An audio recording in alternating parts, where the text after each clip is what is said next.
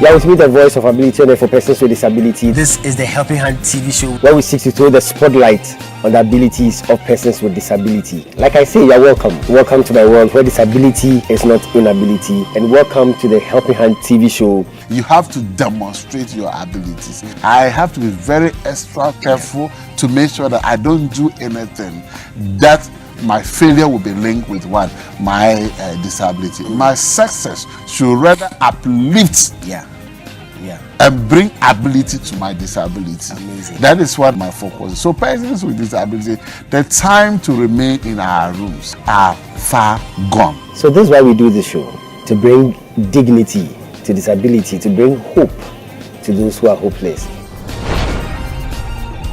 Hello and welcome to another exciting and inspirational edition of the Helping Hand TV show, where we seek to throw the spotlight on the abilities of persons with disability. And like I say, you're welcome. Welcome to my world where disability is not inability. Special thanks to DV Unlimited, Company Limited, and Fire City Chapel, my proud sponsors.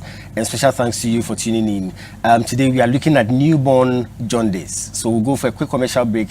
I'll be right back and I'll introduce you to my guest. Stay tuned. We'll be right back.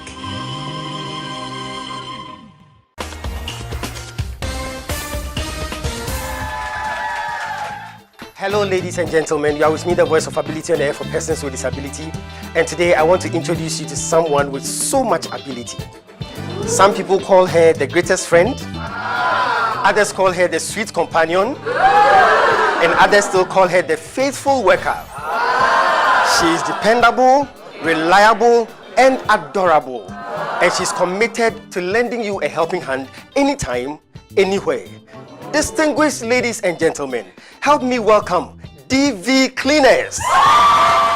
DV Cleaners Alata Samana Shower Gels, DV Cleaners Aloe Vera Shower Gels, DV Cleaners Body Lotions, DV Cleaners Hair Shampoos, DV Cleaners Hair Conditioners, DV Cleaners Liquid Detergents, DV Cleaners Hand Wash, DV Cleaners Floor Cleaners, DV Cleaners Toilet Cleaners, DV Cleaners Cake Soaps, and now introducing DV Cleaners Hand Sanitizers. For bulk purchase, call us on +233 278 308 246 or +233 244 467 326. DV Cleaners, one of the top most made in Ghana products.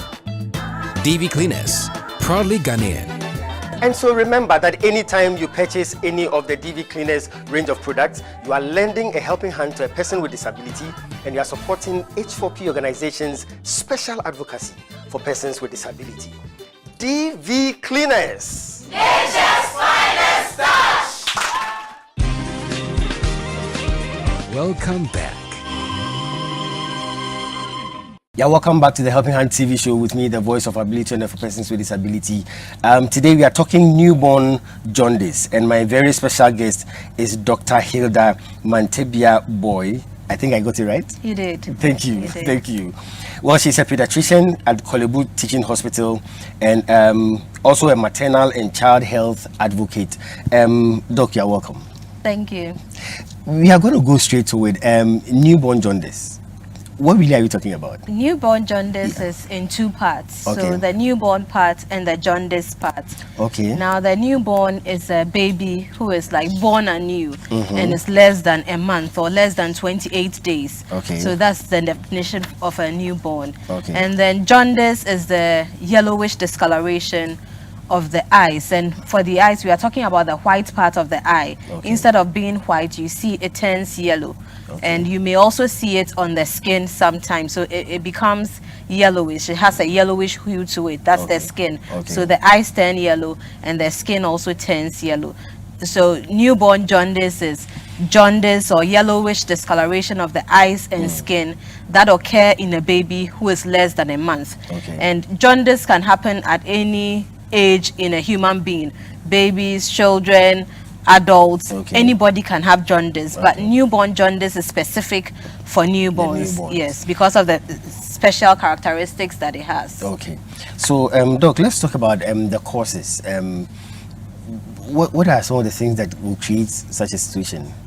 Many of them, that's many of the babies who have jaundice have it because they are babies and their livers are not very mature. So we have what we call physiological jaundice. So that also occurs in the first few days of life, most likely because the baby is a baby and has an immature liver, and that is why they get the jaundice. So just so that I can understand, the physiological jaundice has to do with the liver?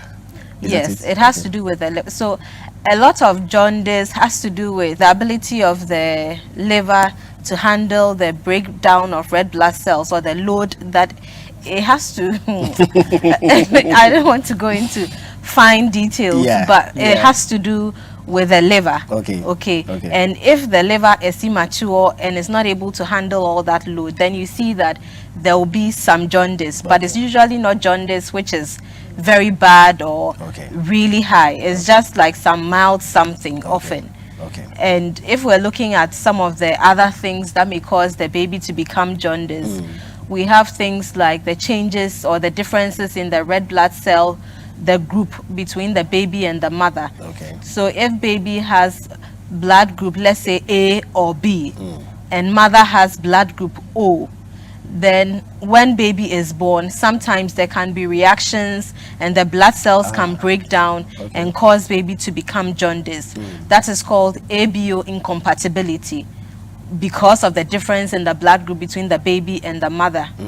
We also have what we call rhesus incompatibility, and that occurs when mother's blood group is negative, like O negative or B negative or A negative. So mother is rhesus negative, and the baby is rhesus positive. So baby, let's say O positive or A positive or B positive, and that can cause baby to become jaundice, because again there will be reactions in the blood, they will break down and cause baby to become jaundice. So that's another component. I guess with these ones there's nothing much you can do about it, or with the rhesus incompatibility, there's something that can be done about it.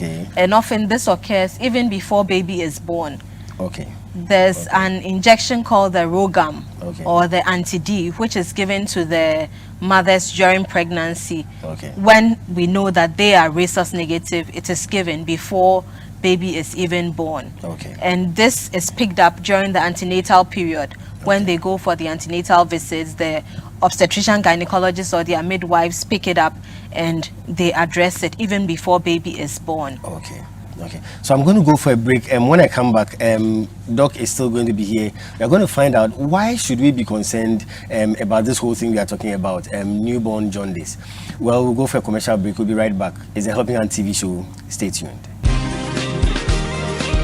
We'll be right back. Distinguished ladies and gentlemen, H4P is 11 years old. Hooray! To God be the glory. Great things he has done and greater things he will do.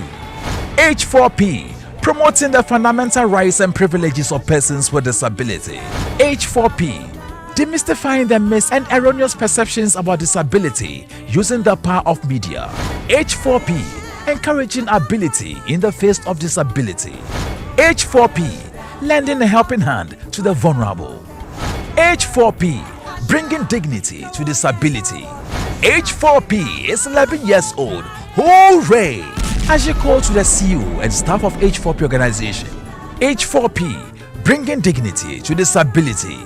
H4P, perfection is our passion.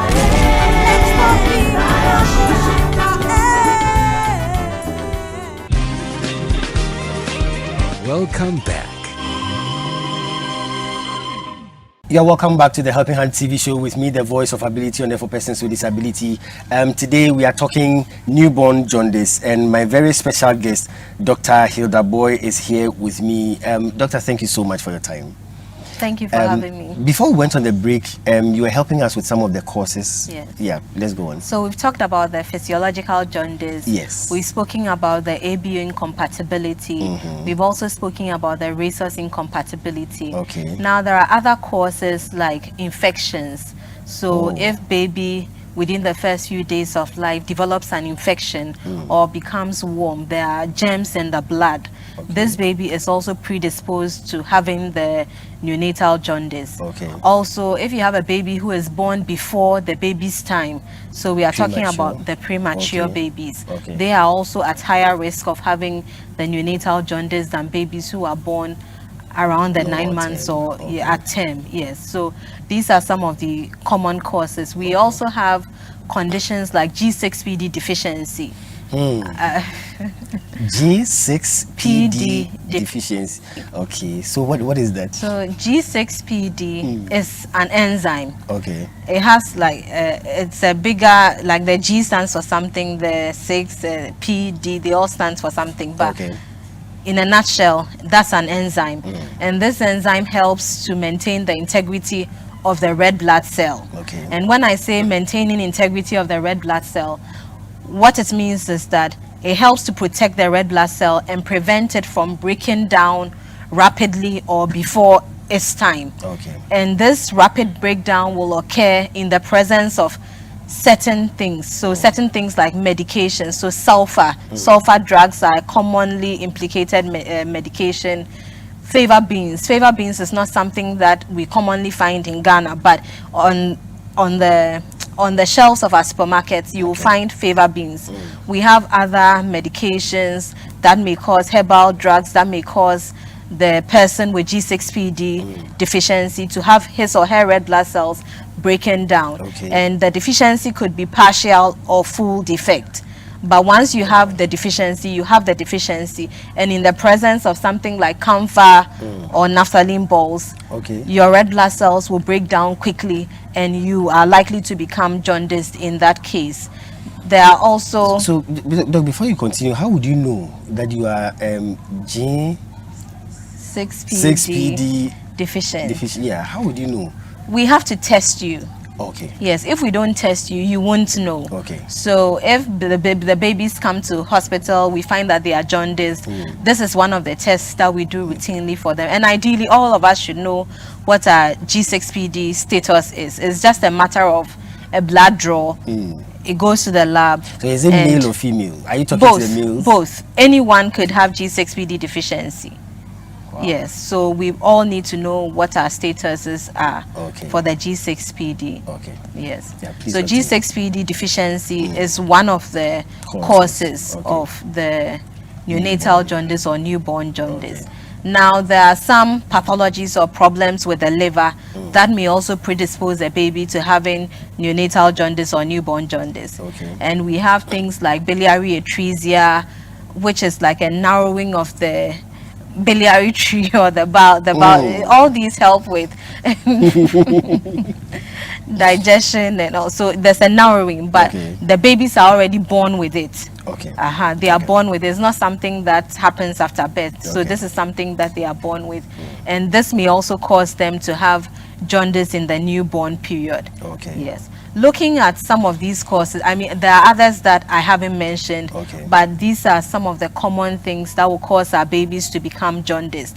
And there are two different categories. So we have the one that can go to the brain and cause damage to the brain. And we have one that, especially the liver ones, that will cause damage to the liver, especially if it is not seen early. And if it requires surgical intervention, if the surgery is not performed early, the baby's liver will be damaged, and that will be the end. So these are the two categories. So, Doc, I would go for a break. When we come back, we'll find out why should we be concerned. Why should we be concerned? Well, it's a Helping Hand TV show. I'll go for 60-second success. We'll be right back with my very special guest. Stay tuned.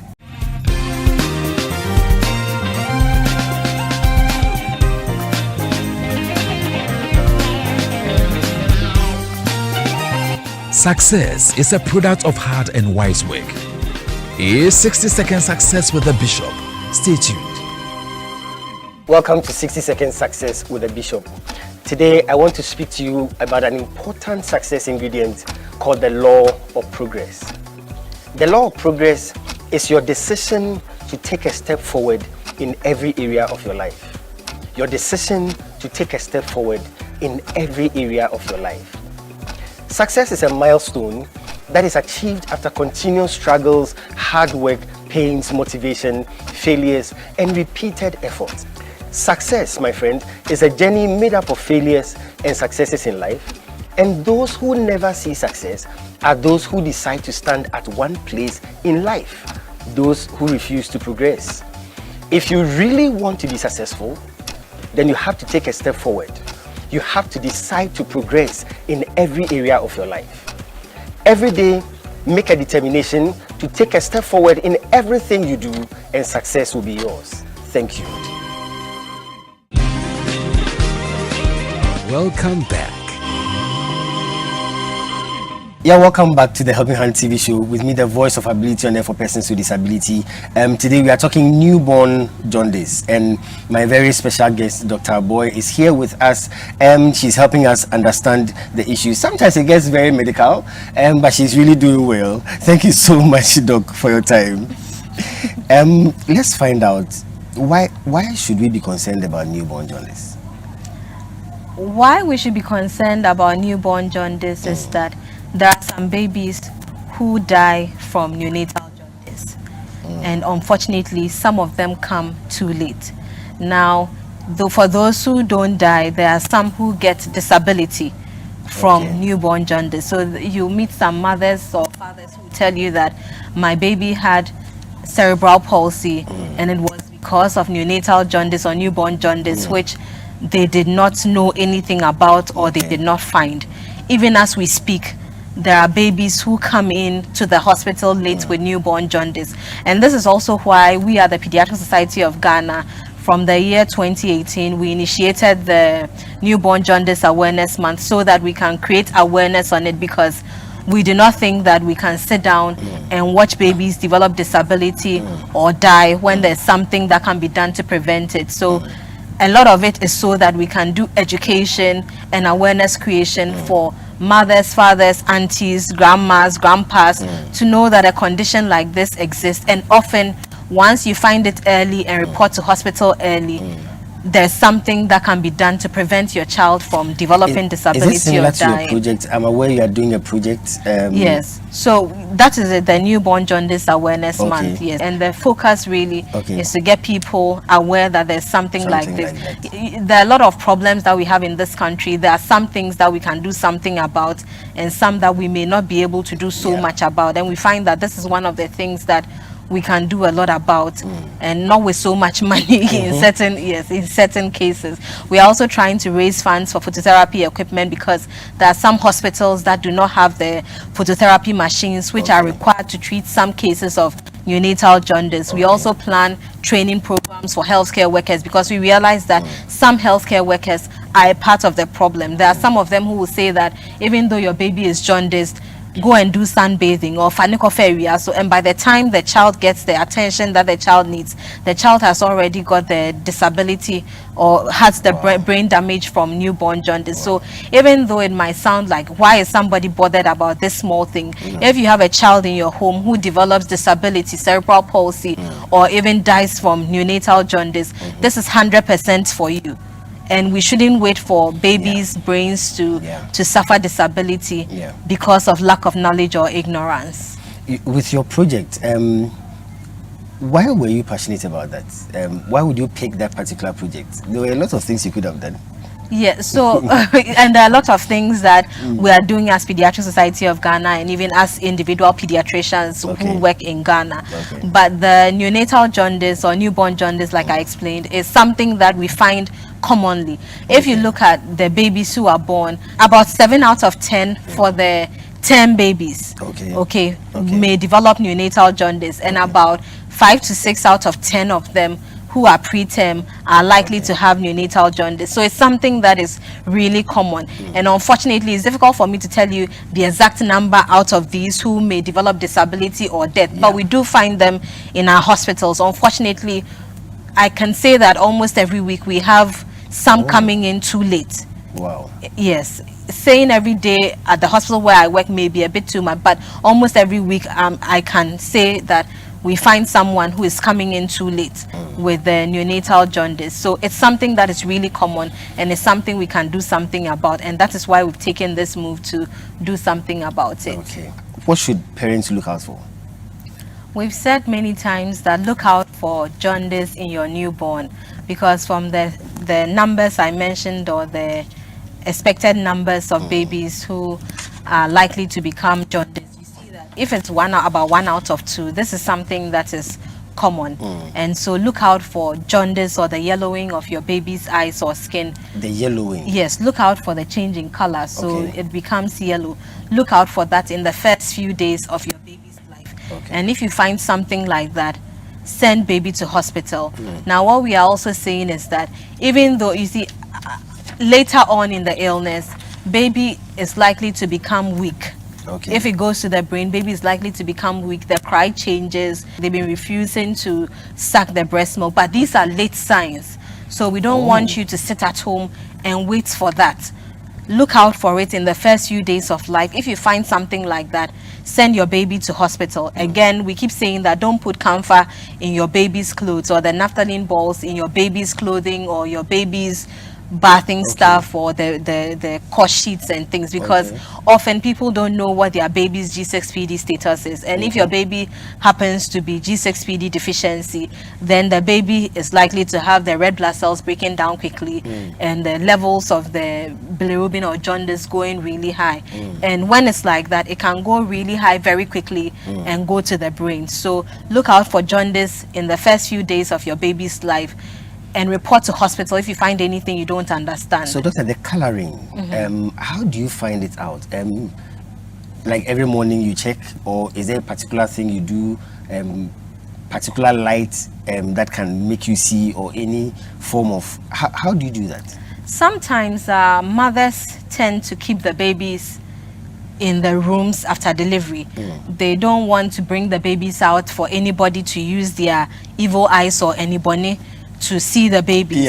And that is how they often miss it. And you see, depending on your socioeconomic status, you know, many of our mothers may be in a compound house, a small room, no real light comes in. So you have to make sure that you have the opportunity to see your baby, see your baby's eyes. And often you bring the baby into the porch or somewhere around, and as you are bathing baby, definitely at some point baby will open his or her eyes, and you have the opportunity to see the eyes. If you notice any change in the skin color or so, you are not sure, just report to hospital so that we can have a look. And sometimes what we realize is that the mothers will come in late, and they will come in only after a neighbor or somebody has seen that the baby's color is a bit different, or the activity level is low.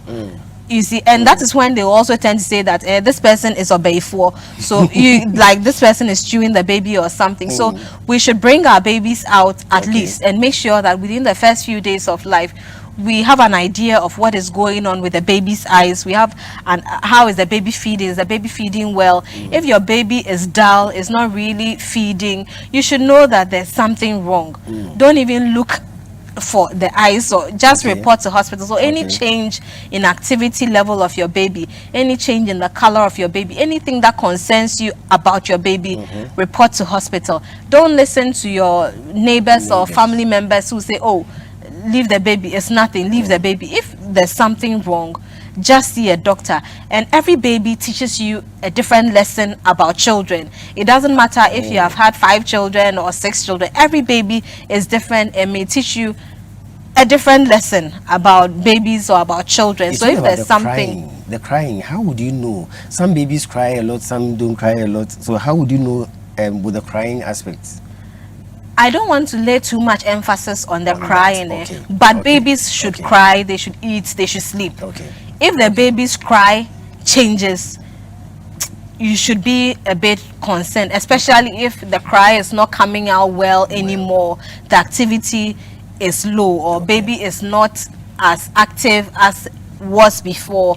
You should be concerned. Anything that gives you a cause for alarm about your baby, don't stay at home with it, and don't rely on the information that your neighbors or your baby's grandma or grandpa will give you about baby. Just report baby to hospital. Once you do that, we the medics in the hospitals can look at baby assess baby and let you know whether there's anything to worry about. Sitting in the consulting room, sometimes what we find is that mother may come complaining of one thing, but you may end up finding that that thing mother was complaining about is nothing really, but there may be something else. So sometimes the parents are not really sure. They can't really put a finger on it, but they know that there's something unusual going on.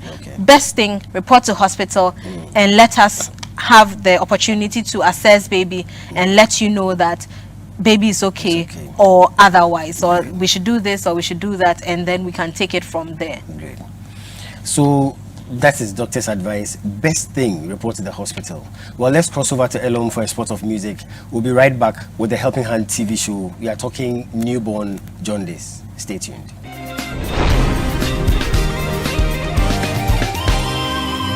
It's the music segment on the Helping Hand TV show.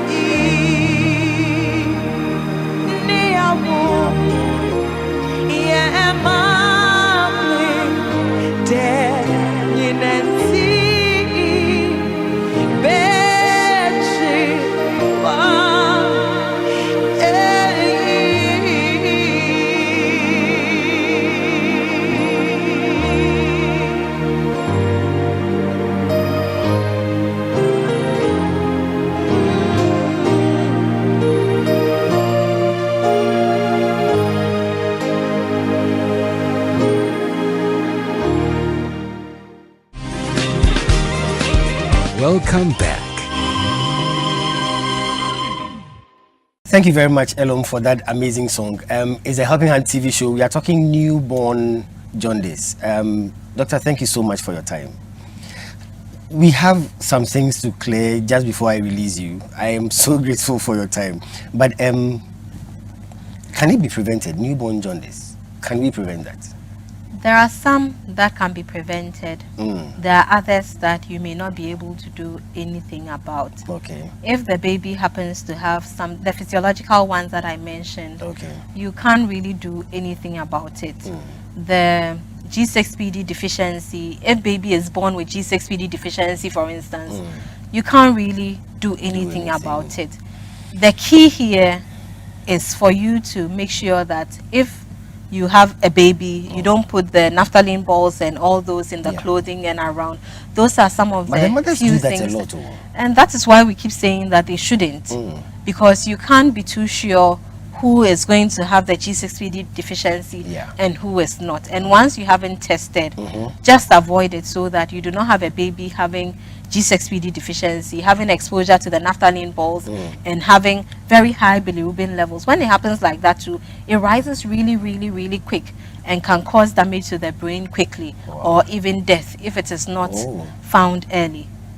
For prevention, look out for the yellowing of your baby's eye early. So early identification, look out for it early and report to hospital early. That is one thing that you can do to help us and your baby. You report early, we assess baby, and if we need to make any intervention, we can make that intervention. Doctor, you do all of us a favor. I've heard people talk about, okay, so don't cover the child too much with clothes. Sometimes you should expose the child a bit and all that. Okay, so what do you say? You are the expert. Babies can get cold. Babies can also get hot. Okay. So for exposure for baby, baby should be appropriately clothed, but does not really require over wrapping.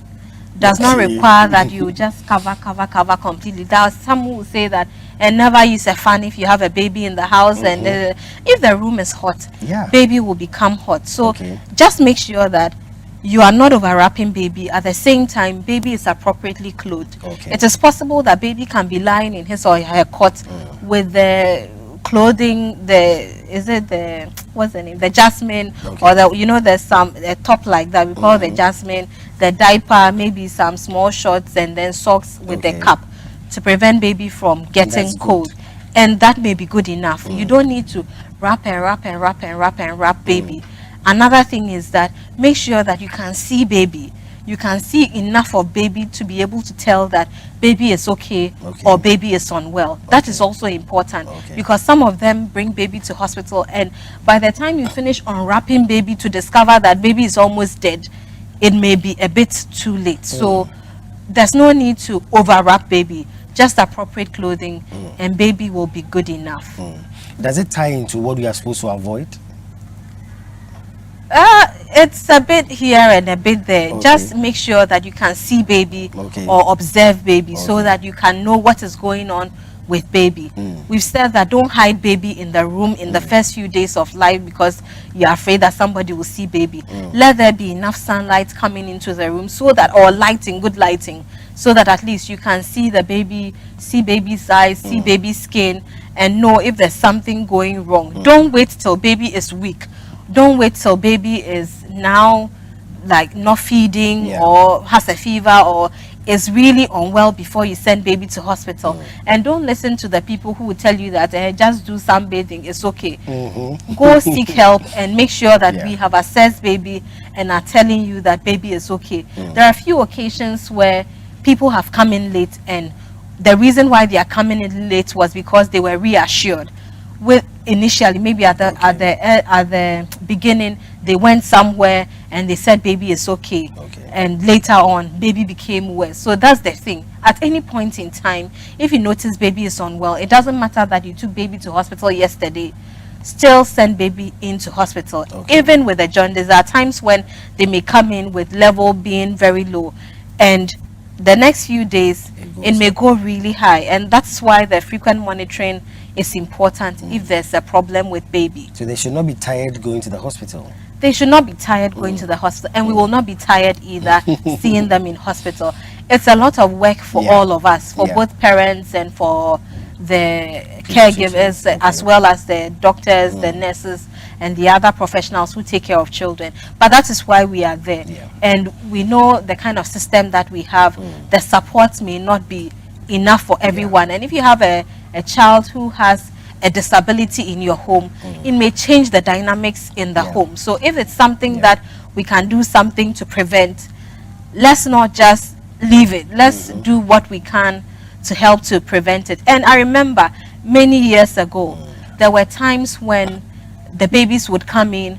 Some would come in really late, and we maybe the phototherapy equipment that we have is not enough for all of them. Then you have to decide who goes under there, who are you doing exchange blood transfusion for. That's another form of treatment depending on the severity. Who are we doing this? So, and that is part of the reason why we initiated this newborn jaundice awareness, because it's a real problem. It's a real problem for all of us, for healthcare professionals and for the families as well. And we all need to know about it. If you're a man, it doesn't mean that you don't need this information, because you may have a sister who has a baby. And in our work, we've come across bankers, we've come across lawyers, we've come across educated people who have had babies with cerebral palsy as a result of neonatal jaundice. So this information is not below anybody's level. We all need to know so that we can help to support each other and give the right advice to our families who have babies when they come in. Thank you so much. Thank you so much. This has been educative. This has been very, very important. I'll go for H4P Showtime. I'll be right back with my very special guest. It will be the freestyle segment. Stay tuned.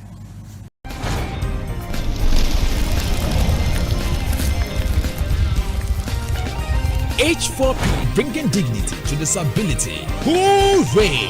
It's H4P Showtime.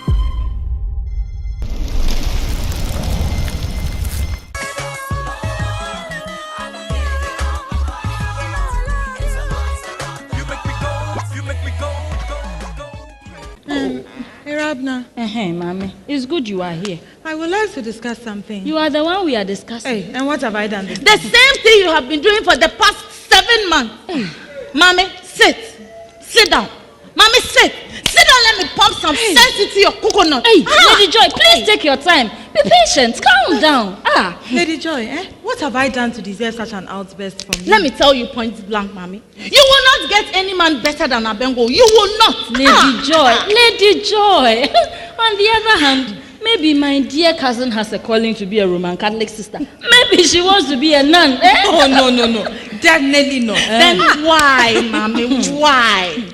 Why are you refusing Abel your gift from God? Why? Lady Joy, maybe she doesn't like Abel. What? She likes Nkate or Akaje.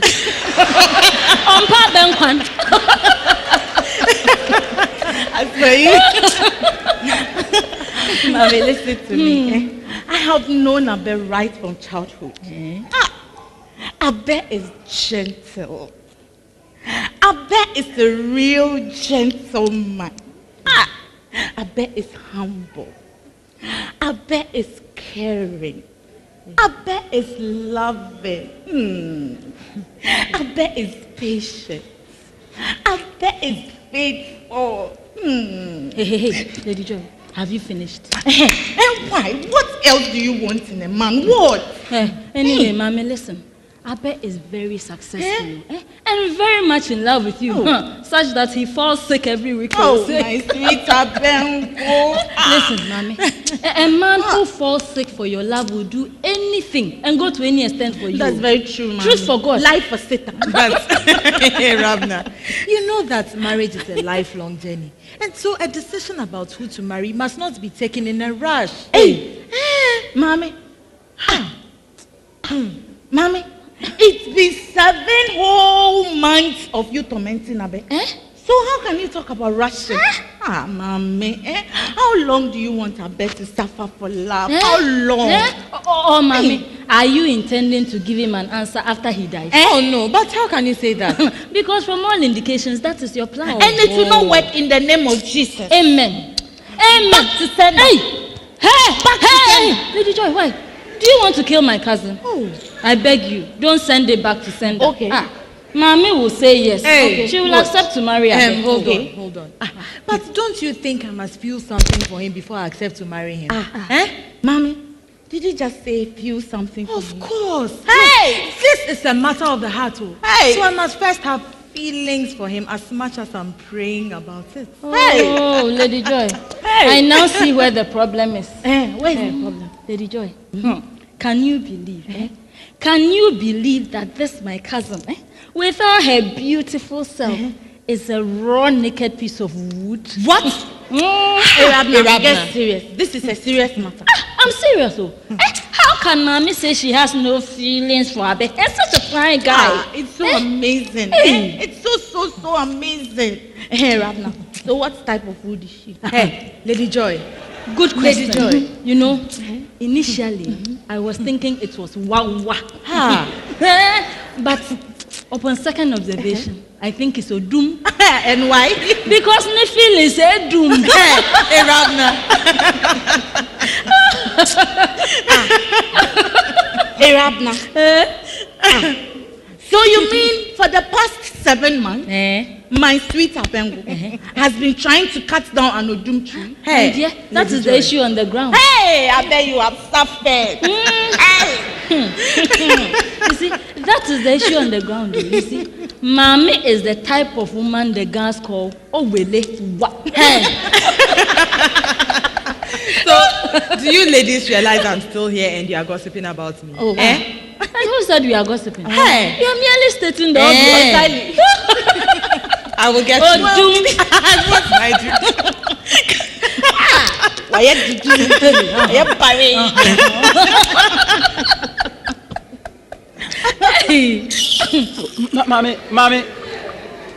Mommy, yes. Oh, Mommy. Mommy. Abe.